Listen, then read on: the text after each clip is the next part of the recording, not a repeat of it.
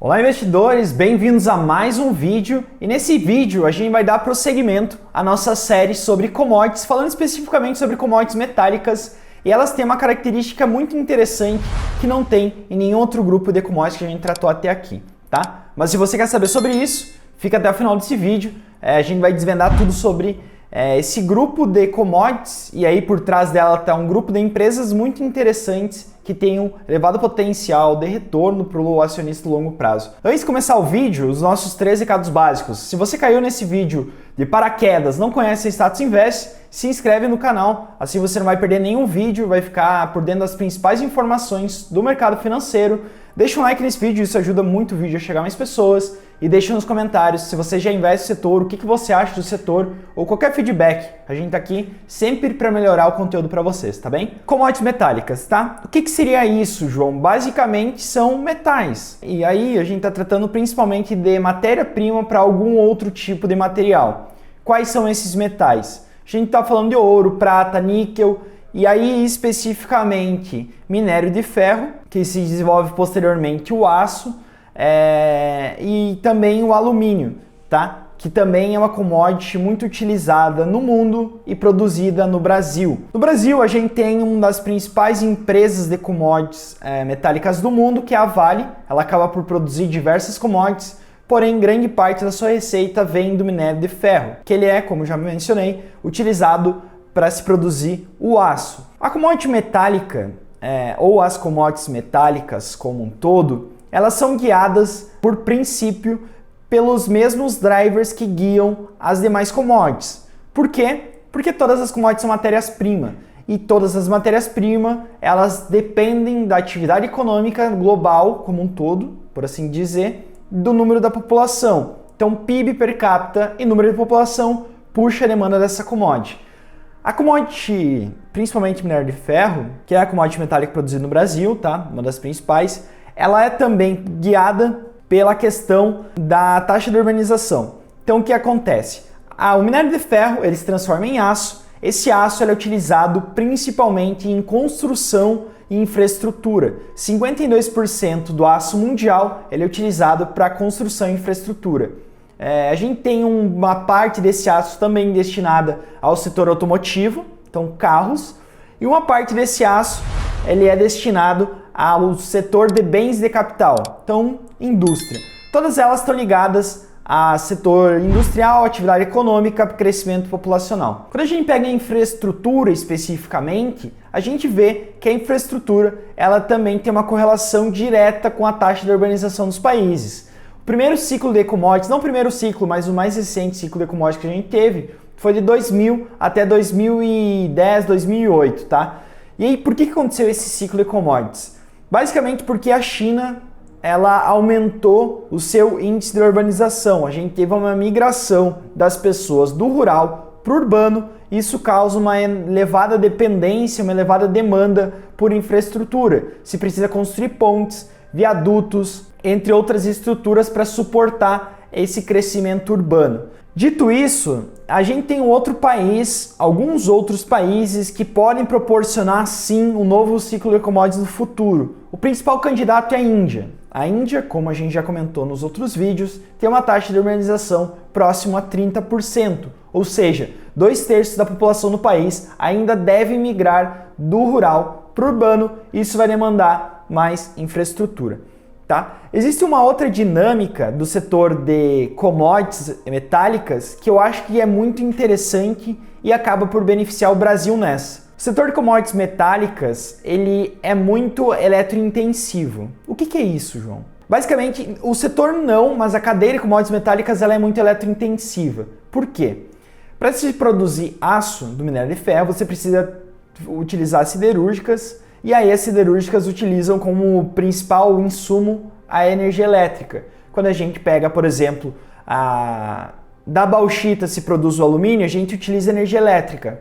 E a mesma coisa para ferroligas, tá? Que eu também vou comentar um pouquinho sobre Ferbasa, que não é uma commodity metálica, mas ela funciona como se fosse. Também se utiliza energia elétrica.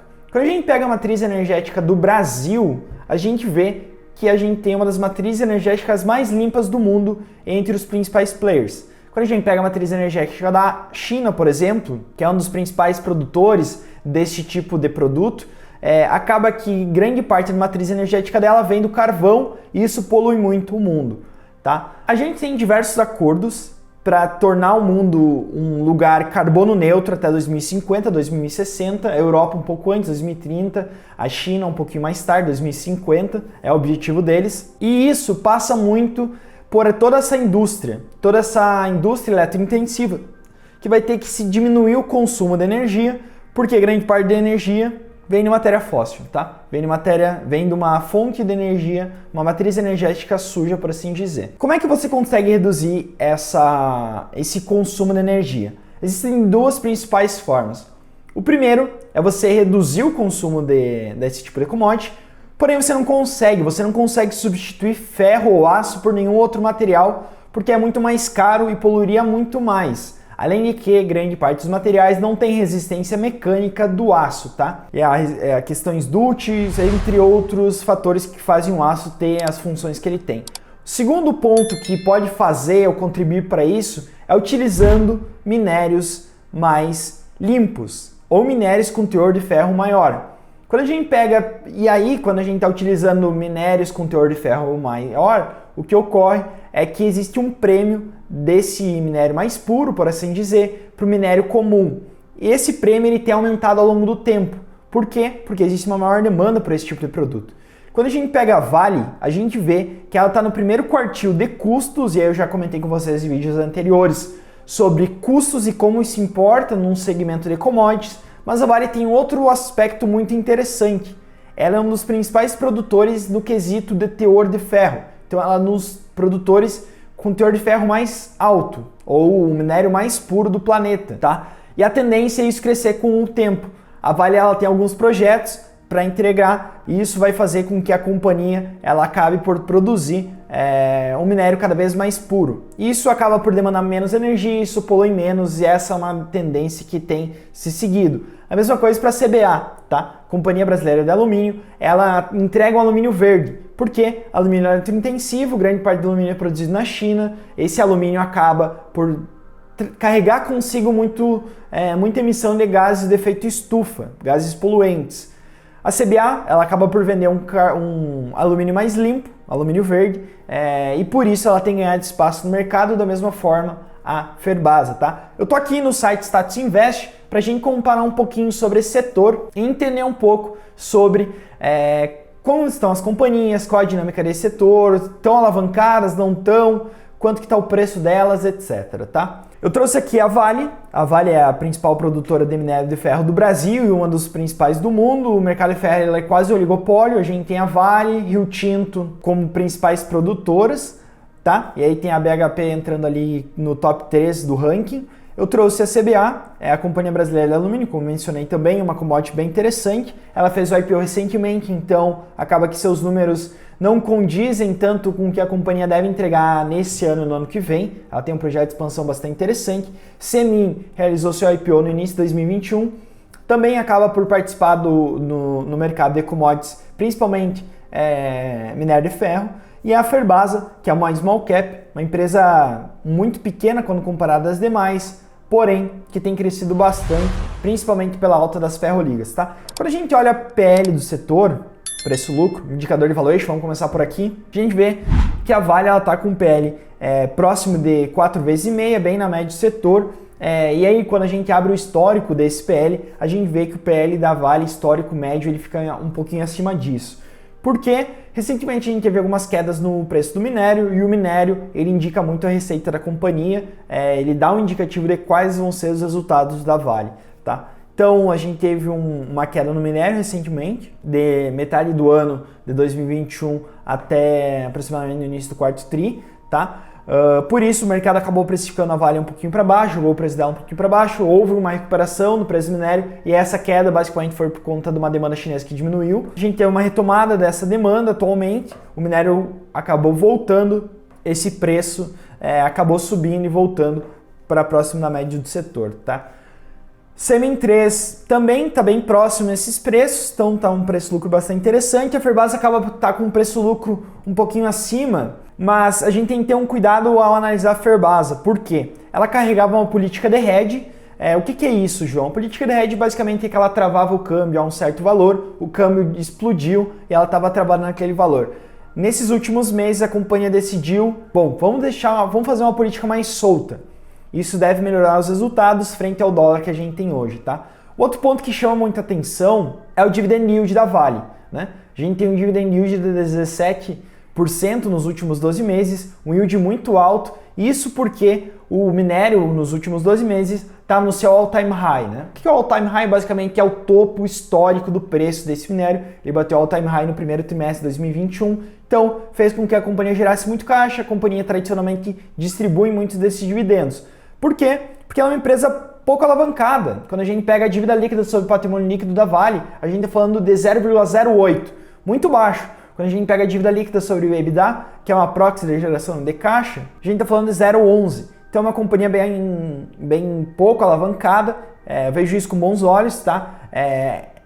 Pode se tornar problemático em empresas alavancadas em setores cíclicos, como a gente sabe que é o setor de commodities. Então, é uma empresa bastante interessante, e quando a gente olha a margem bruta, que consegue ver a eficiência da empresa, a gente vê que ela tem uma margem bruta 2 vezes superiores à média do setor. Então, até quando a gente pega pares internacionais, a gente vê que a margem bruta da Vale é muito superior. Por quê? Porque quando a gente pega o quartil de custos, e aí a gente pega principalmente a operação da Vale no Pará, que é a operação com o menor custo caixa de todas, tá? Acaba que o custo dela é muito baixo, a receita se teve uma forte expansão aí por conta do preço do minério, então a companhia teve uma margem bem interessante.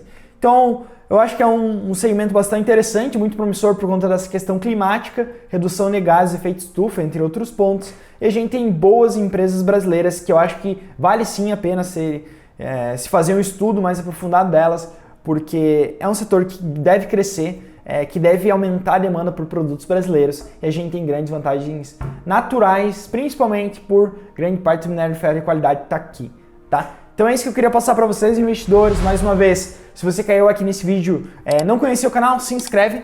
Isso vai fazer você ficar por dentro das principais empresas da bolsa. Deixa um like se esse vídeo te ajudou de alguma forma, e deixa nos comentários se você já investe, o que você acha do setor e qualquer feedback, tá bem? Forte abraço a todos e até o próximo vídeo.